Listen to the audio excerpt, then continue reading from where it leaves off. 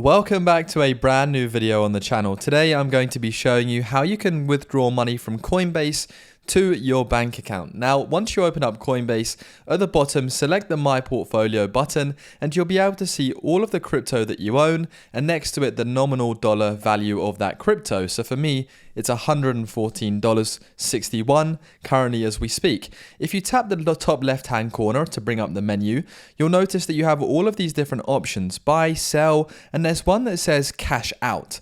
Tap that and it will bring up your linked bank account and allow you to type in a number of a value of money that you want to cash out. I've selected to go to my PayPal, £50, and selected cash out, but I've got an available balance of zero.